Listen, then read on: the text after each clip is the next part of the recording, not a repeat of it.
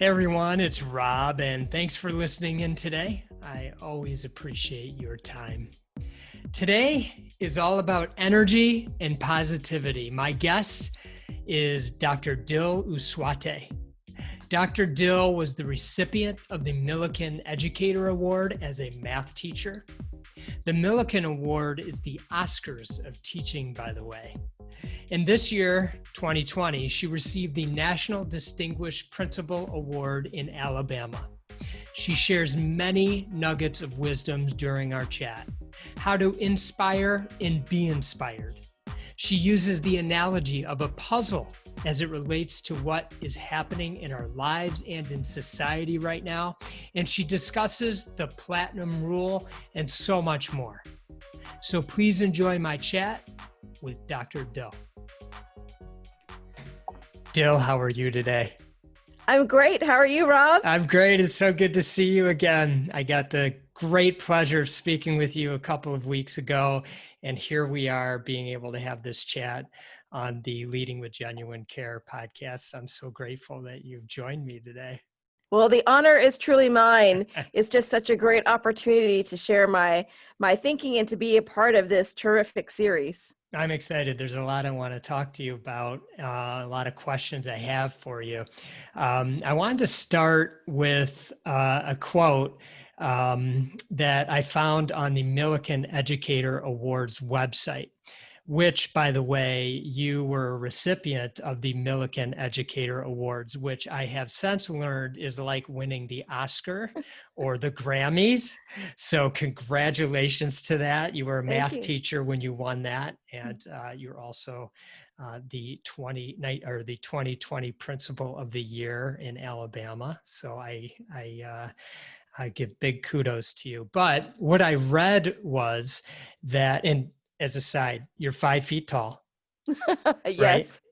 And you tell your students with rounding. Okay. And you tell your students, I'm really 6 feet. And then they kind of look at you funny and think like, no, you're not 6 feet. And then you say, look, I'm 5 feet plus 1 foot of positive attitude.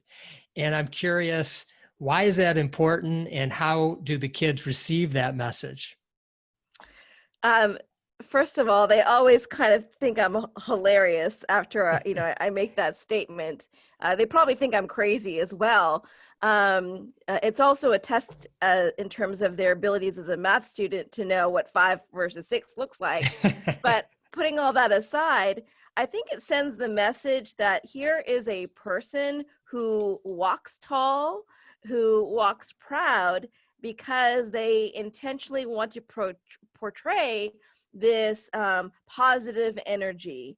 And I hope by saying that, I am telling them, look, how you walk, how you talk, it's not just your physical stature, but also your mental and your emotional stature as well. So that's always my hope in saying that to my students or people around me. Yeah. It makes me feel good. I love the message. So how do you put that into action? How does one who maybe does not have a propensity to have a positive attitude, so to speak, how do they start to shift their mindset? So I'm a big believer as a school leader, as a mother, I truly believe there is it is truly important for us to lead by example. So, when I am acting inappropriately, well, guess what? My 1 foot of positive attitude starts to go down. And every time I make a mistake, it's going to go down and down. So, but every time I do something right, when I present myself as someone with a bubbly nature, when I smile, although I'm not saying I'm adding feet to my height, I think that's theoretically what I'm doing. When I come in with that positive attitude, when I come in, regardless of what's happened at home or in the environment, that I am dedicated to you, that I am present for you when I'm interacting with whoever the you is. So outside of the students, since I'm only guessing, and correct me if I'm wrong, but the educators, the teachers in the classrooms, are they're the starting point in a sense. Their energy and their positivity is maybe fed off by the students. How do you work with the teachers to put them in the right state of mind so they can show up in that way each and every day? Oh my goodness, that is like the big question for all educators. So there are two words that we talk a lot about in the educational setting, and that is your culture and your climate. You know, the climate being like almost taking the temperature of what it's like in the school, and you always, you hope for it to be positive, warm, and friendly. But that's not always the case. And then there's the culture piece of what you implement every single day in your policies, your procedures, and your practices to tell the world who you are. So one of the things I work with our staff is first to make sure that we have the same message. That goes back to our mission and our vision statement.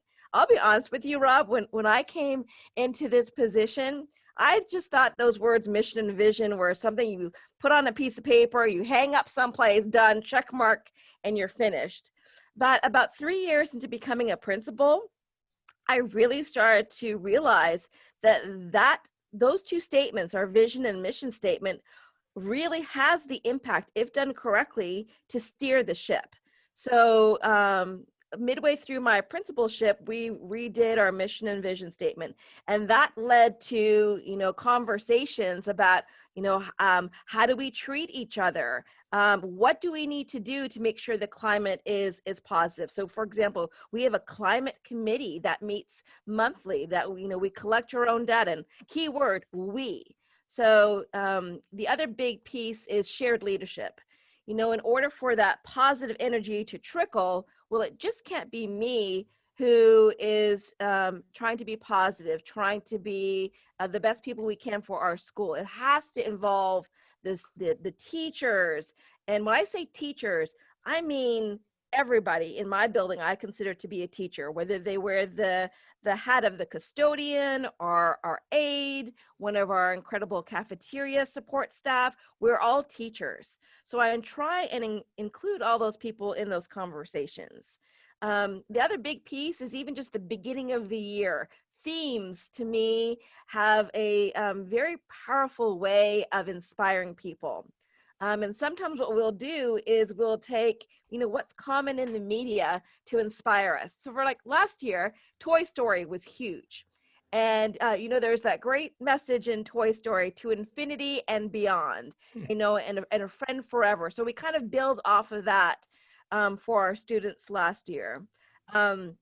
This year, have you ever heard of the house concept, Rob? No. So have you ever watched Harry Potter before? No. No? Okay. Well, we'll talk about that later. Yeah, we could talk about that later. Nobody wants to hear about my stuff. The reason why I brought up Harry Potter is within that movie, there are different houses. There's Hogwarts. Quite frankly, I can't remember all the houses myself, but when a student comes to to Hogwarts, they are put into one of these houses and they become a family. So there's an institution called the Ron Clark Academy in Atlanta that's really big into having these houses where every student gets put into a smaller group of students and teachers with the intention that you're building relationships. So last year we started that at our school. And again, that has been kind of a system for us to build positive relationships with each other. And it's been a great tool to increase the climates and to really say something about what we feel to be important in our culture, that relationships matter. Mm-hmm. So that's been a great tool to do that within our schools. I'd like to come back to that in a minute when we talk about the reopening of schools and what you all must be preparing for. But before we do that, I did want to stay on this topic for a second and just point out that, and I mentioned earlier, you were 2020 National Distinguished Principal of the Year in Alabama. And I wanted to get your thoughts on your friend and your assistant principal principal, Kathy Murphy, she said at the time when for those that don't know, the whole school kind of surprised you and you walked into the auditorium and they were all, or I think it was gymnasium, they were all cheering you on. And Kathy said, thank you for your compassion, your passion, your leadership, the integrity, the dignity, the respect, all the good teaching and learning that you do, and for teaching me. I'm so proud of you as a human being. What did that mean to you when you heard that? Okay, so hearing it again, you didn't tell me to bring Kleenex to this thing. Gosh, that day was such a blur. There was so much going on, but I think to hear it again today, I mean, it's so moving, because the reason to me why it's moving is Dr. Murphy. She is my superintendent. So she is someone that I look up to. She is a great role model. And for her to share those words with that audience and with me was just so incredible. To know that I have her support, but also to know that we have influenced each other. So, I talked about before the importance of relationships. Those relationships, I think, are so important, regardless of whether it's with your boss, with your colleague, with your student. And so hearing those words makes me realize, okay, I'm doing right in terms of my relationship with my superintendent. Mm-hmm. My apologies. I said she was the assistant principal. I got my facts wrong on that. So she's the superintendent. Yes. Yeah. Yes. Okay. One of the really cool things that I learned about that you've done is you talk about these little things that we can do for each other in our lives. And you created a program called The Power of a Penny. And I'm wondering if you can share what that is all about. Absolutely. So another thing I just absolutely love to do, every year we have these award ceremonies for our students at the end of the year. And it's always a wonderful opportunity to inspire. And, I take a lot of time to come up with my speech to share with the parents and the students. So this idea of inspiration has really stuck with me. And I was challenged by members of the Milken organization to figure out, okay, Dill, if you had a platform to speak on anywhere in the world with anybody, what would it be? And I realized that if we do not take the time, in other words, to be intentional with inspiring, there's a problem. So the message is, take the time to inspire and be inspired. That's the motto I like to live by. So to remember this, I was trying to think of, okay, what's around us that we see every day that sometimes we don't give a lot of value to, that hopefully might jog us to do this. And, we don't walk around with Emmy Awards in our back pocket or, or can give $5 every time someone inspires us. But truth be told, we probably all have pennies lying around our house. And so the idea was that every time someone in this community saw a penny, the hope was that they would have the courage to, first of all, be mindful and notice the great things happening around them. So the idea was that everybody in our community, when they saw someone doing something that inspired them, they would take the penny, they would give the penny to whomever and say, you have penny power. Let me tell you about that. You inspired me by ... And I hope that you take this penny and pass it on to somebody else. So it's kind of that, pass it forward concept. And again, we have pennies lying all around. So you could recognize several people in your life.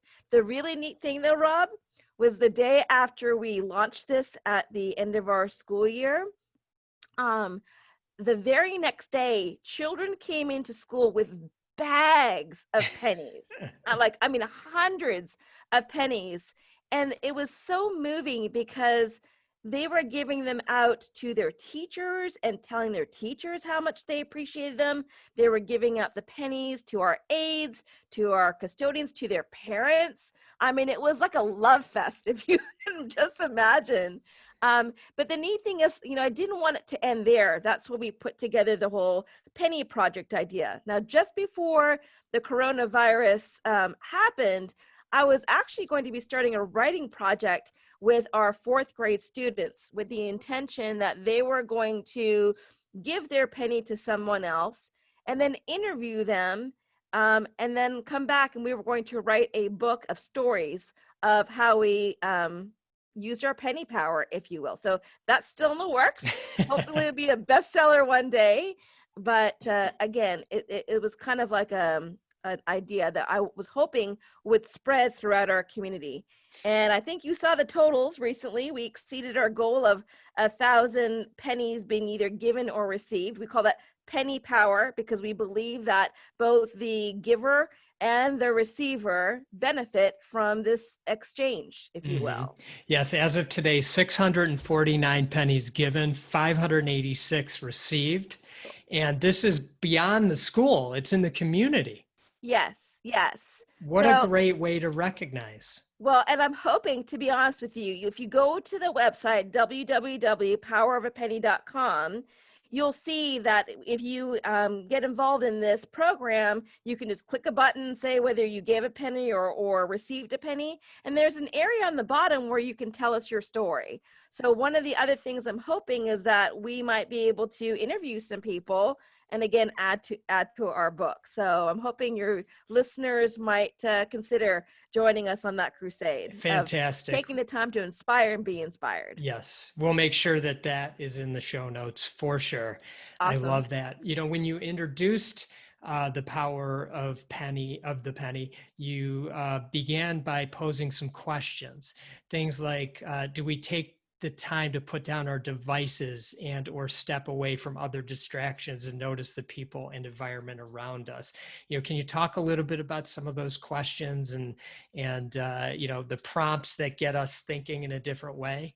Yes. So again, going back to that word intentionality, and I'm now reflecting as both a principal and as a mother. So in today's society, I think there are so many distractions. There are our devices, and in my household of 4, guess how many phones are in our household of 4? 4. Everyone has their own personal device of distraction. Okay. So let's just admit it. It's kind of nice that I get to watch my shows. I don't have to watch your shows.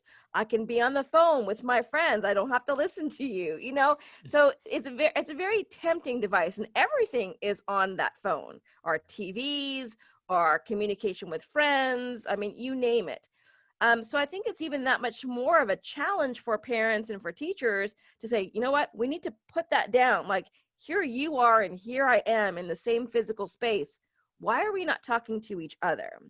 And so I challenged the students and the parents, for example, when I was talking about this, take time, like set aside time that you are not going to have something that is distracting you, whether that be at the dinner table. Maybe every dinner table or dinner time, first of all, is sacred, and that you all sit down together and you put down our devices. Now, I will tell you, my husband and I have implemented that policy in our home, but sometimes even we mess up. So, it really takes a lot of effort to put that into place. Again, it's even just driving a car. When you drive a car, are you listening to the radio, or do you have it off and you actually have a chance to admire the beautiful sunrise that is coming up, or the shades of green of the trees? Again, there are so many distractions. So if we can tune out and pay attention to our surroundings, that's where the opportunities for inspiration will come from. Mm-hmm. It's beautifully said. When the school year, the previous school year, I guess, was sort of in the winter time frame, I guess, for lack of a better way to say it, and then COVID happened. Around about that time, you said, we are making history. These are unprecedented times. This is uncharted territory. but what does it mean to us as educational leaders? And you wrote about that in the for the Alabama Association of Elementary School Administrators in their newsletter. It was also on the Millikan Educator Awards website. First of all, that was very inspirational to read. And I started thinking that it's very applicable right now still. May not have realized that at the time. And so I'm curious what you think about that as far as its message right now and how we move forward.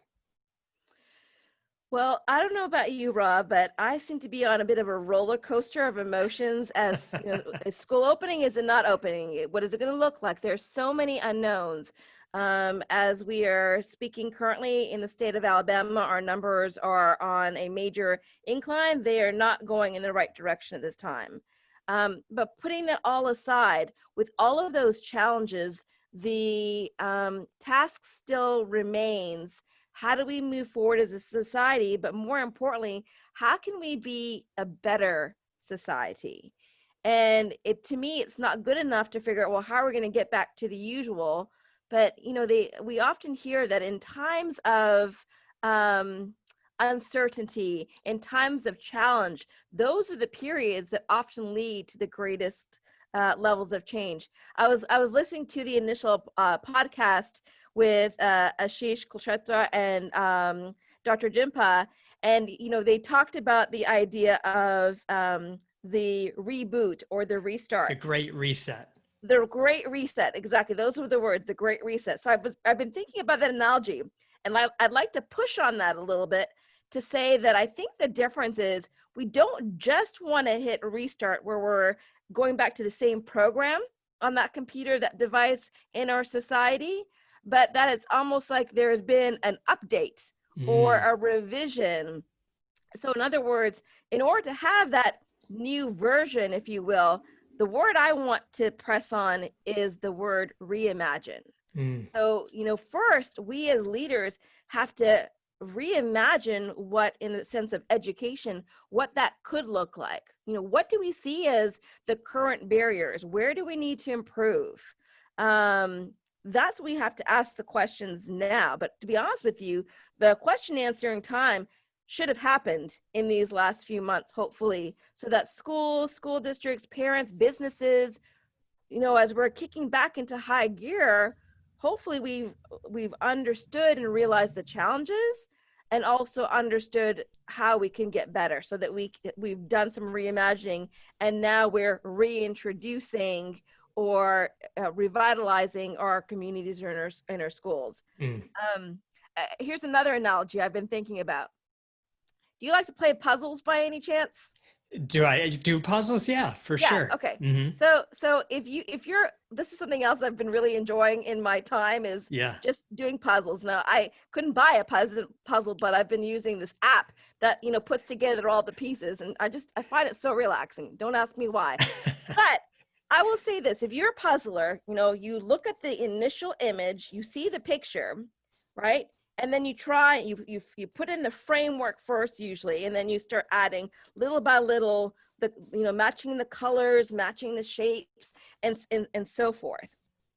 I think the difference in what we're embarking on right now is that, first of all, it's not one person doing the puzzle, it's thousands of people doing the puzzle. One person might have more than one piece, but they have to rely to some degree on someone else laying down a piece first. So to me, the educational leaders, our politicians, our job is hopefully to at least start the framework so that people can start adding to the puzzle. The great challenge, however, is that unlike when you do a puzzle and you have what the picture looks like, we don't know what the picture looks like, right? The picture, quite frankly, is evolving, but we don't have anything to look at. That's why this is such a challenge. There is no box with the picture on the top of it. So we're building the picture not knowing exactly what the picture will look like. But what we do know is we as leaders need to create that framework to some degree. And then we need to understand that the people that are contributing the pieces are not us as leaders, but everyone else that we're serving. So what are your thoughts on how we build out that puzzle in the middle with so much that uncertainty that I need to know, I need to see the picture to do this. How can you expect me to work in this type of way without the imagery to put it together, or the playbook, so to speak? What are your thoughts on how we can move forward as you as educators in your field, or just as citizens in our society? All right. So here's the kicker. And if you haven't accepted it already, it's going to happen. But we have to be uncomfortable with being uncomfortable. I think that's one of the first things we just need to just realize. There is no playbook. There never will be in this scenario.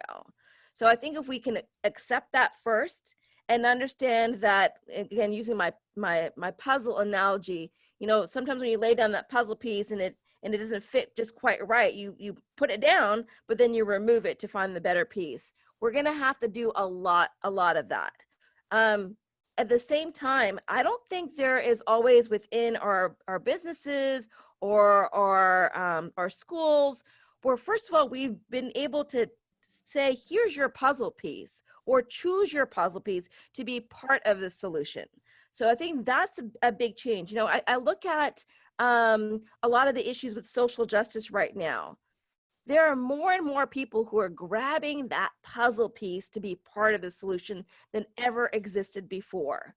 We need to do more of that, because as much as we like to believe as leaders we have the answers, we don't. It's going to take many minds coming together, many conversations, many trials and errors, realizing it's not working, and then revamp again, reimagining. I love that word because it just denotes you keep doing it, right? So we're going to have to keep doing it, and we're going to make mistakes along the way, but we've got to try. And again, it will make it so much easier if we are all part of the solution versus waiting for one or two people to give us that direction. To stick on your puzzle analogy for a second, is this one of those puzzles with the really small pieces and the pictures are like really small on it? Or is it a big, Yes. is it a big one?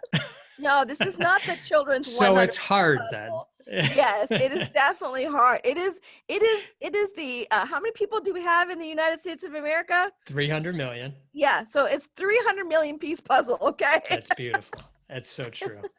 That's so true. I'd love your thoughts in terms of what you've learned. And I know you're not the expert on any of this, but just so far of what you learned in terms of bringing students and educators back into the schools, and how you do that as safely as possible, and what it might look like, and what it means to the kids. Like, what is the impact on the students?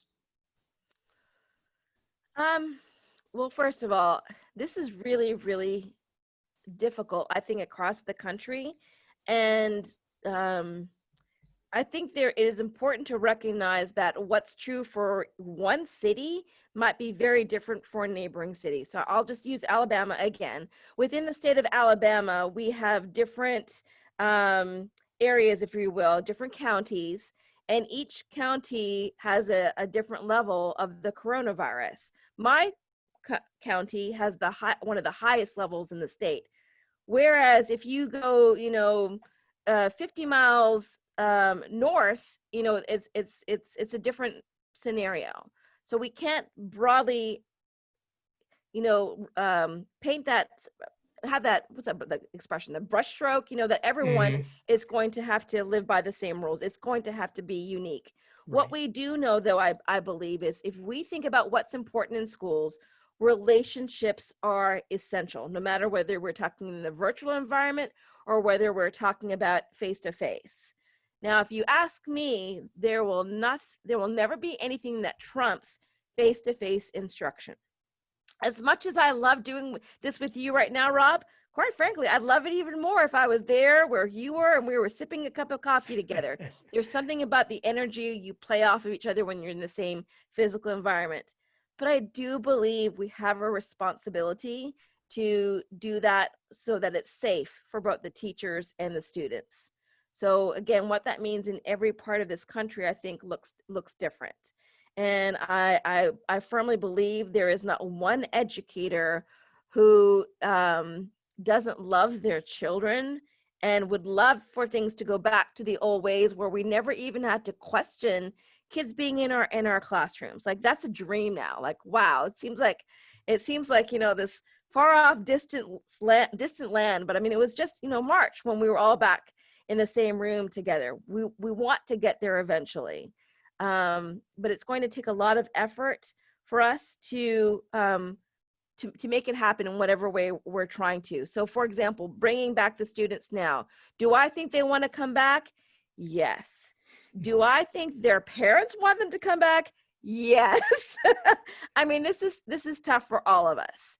And again, I want to make that dream come to reality as soon as possible, but it might mean being more careful on the front end, getting these numbers under control so that we're not going to have to be teaching in plexiglass sections in rows. I mean, truthfully, if you've looked at any kind of educational research, teaching in rows is the last thing that you want to do.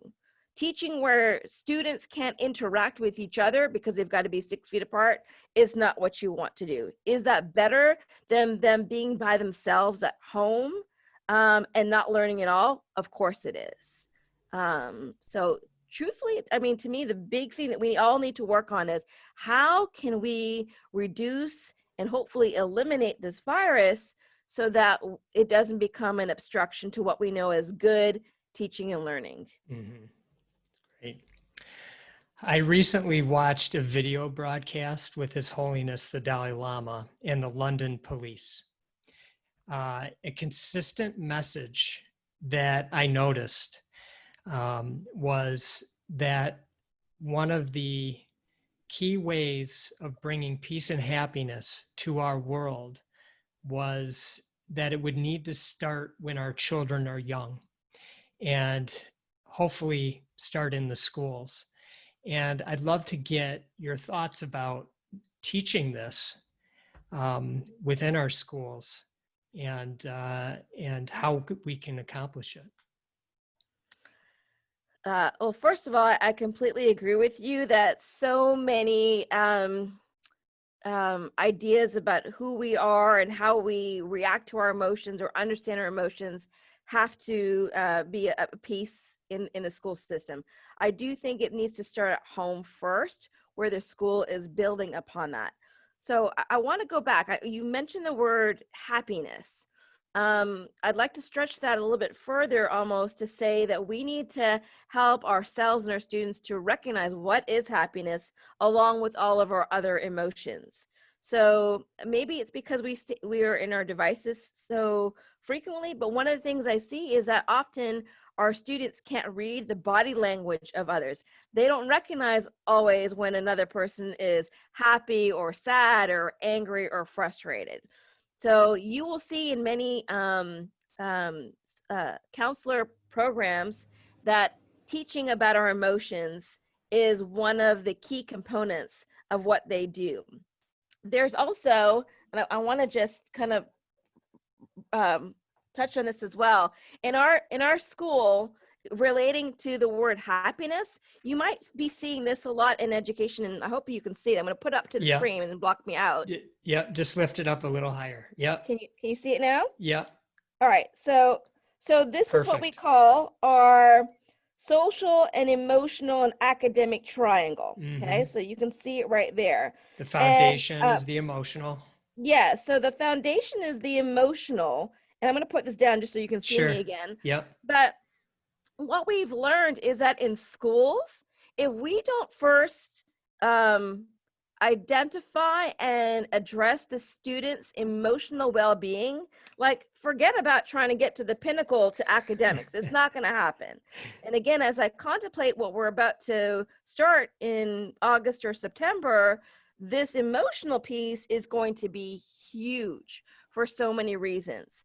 And the part you may not have noticed, and this is our part that we added at Rocky Ridge, is that our attitudes are going to matter. And by that, our teachers' attitudes, my attitude, all of the leaders. Like, we need to recognize that we have the opportunity here to either make these kids feel safe and emotionally cared for, and happy, or not. So, if we come in and we're like depressed about the virus, or we're angry and we're frustrated, guess what? We're going to pass on that energy to our students. So it starts first with us as the leaders in the building, the adults in the building.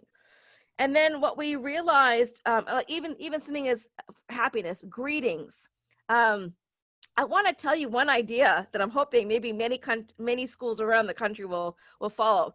But my latest campaign, if you will, is I've been really thinking about this, with happiness in schools. Often in elementary world, we show that by hugging, by high-fiving. Well, Rob, in this environment, we're not going to be able to hug and high five like we want to. That's crushing to me, because I do that so often with the students in my building. So I've come up with a new idea, and I'm calling it Signs of Love.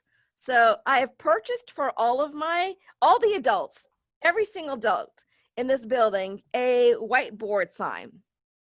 And the idea is, I'm hoping that with them holding this big whiteboard sign, first of all, their hands are going to be on the board, which will help them to do the whole elbow greeting a little bit more safely. They won't feel so caught up in having to give that hug. But then imagine, as a student, you walk into a building and there are hundreds of adults holding signs that say things like, "So glad you're back," "I love you," "I missed you," or at the end of the day, "Have a great night," "Be well." That's what we're hoping to do to increase that kindness. That goes back to our attitudes making a difference. And then the second piece is, we recognize in terms of happiness, it's also the students' interactions with each other. So the social aspects of, their interactions with the teacher, with their parents, with each other. And to affect that, we have to, again, address and understand that their attitudes will matter. So how do we inspire kids and make sure that they understand that their attitude is going to matter in terms of how successful we are or how happy we are?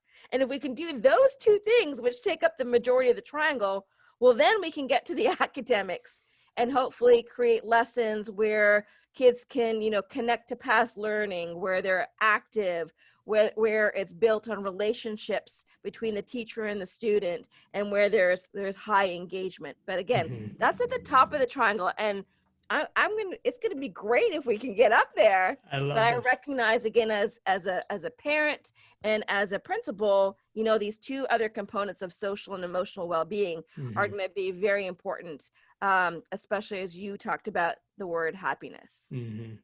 Thank you for sharing that. And you really did a great job putting on your teacher hat there. That was fantastic. I love the idea of the boards. And I do hope that takes off. I think that's a really energetic way, an energy that goes out to the students. And I can see that and where you're going with that. There's a lot of love behind that. To wrap it up here, last time we spoke, you said something that stuck in my mind, and I'm hoping that maybe you'll share your insights on it. But you mentioned this idea. You asked me the question, do you know the difference between a melting pot and a mosaic, and the mosaic? And I'm wondering if you could talk a little bit about that. So that comes back from, I don't know if we've said it so far, growing up in Canada. And the part of Canada I grew up in initially was the Greater Toronto area, where you name it, there is every single country represented. And one of the things Canadians like to boast about is that we try and recognize each other's unique background. And instead of conforming to one ideal, we try to see ourselves as this mosaic, this colorful fabric of different people coming together. And I have read several articles that, in contrast, what we try and do in the United States is we want to have this idea of what it means to be American. And so there's this, I think, pressure to be a certain one kind of person, if you will. So that's, those I think are the sort of the two extremes. Mm-hmm. And of course there can be pros and cons to each, quite frankly, because there is something to be said about having something that says this is what it means to be, American or Canadian. Your kind of your cult, your identity, especially when there's many backgrounds. But then there is something to be said, I think, also about recognizing that we are all unique and different. And if we can accept those differences, wow, what a beautiful place we will live in if we can do that at the same time. Mm-hmm. And what evoked the emotions it evoked for me was not really so much about our association with whatever country we're from. And I know many of us are proud of our countries, and as we should be. But a mosaic is a beautiful thing to think about for me. And so when you said that, really that's what I thought about, and our openness to each other and our ideas, because we all are, the human mind is so strong. It can do amazing things. We've seen that time and time again. And so if we use that energy in the right way, and we have an openness to all of our thoughts and ideas, we can lead in our lives with genuine care for each other. And that mosaic, I think, is a beautiful picture. And I appreciate that you shared that with me. Absolutely, absolutely. Um, Again, as a principal, I try to remember how important it is to honor people as individuals as well. Right. And I always think of the platinum rule when I think of that. I'm sure you've heard of the platinum rule before, but understanding the importance of knowing one another and what makes us different, and honoring that, and how we treat each other, not assuming that you're the same as me and has the same needs and wants. Right. Right. Dill, thank you so much for all the wisdom that you shared today. I mean, your energy is so wonderful, and all the accolades you've received, which I know you're too humble to, get into it too much, but just so well deserved. And you truly are leading with genuine care in this world, and I very much appreciate you for that, and that we were brought together to be able to do this. Thank you so much. Well, thank you, Rob, for having me on your program today. Like I said, it was truly an honor. And if I've inspired one person, then yay. That's all it takes is one, right? Just Power, one. power of a penny. There you go. I love it. So check out that website. And to all the loyal listeners, I greatly appreciate you spending time with us today. And I wish you all much love and gratitude.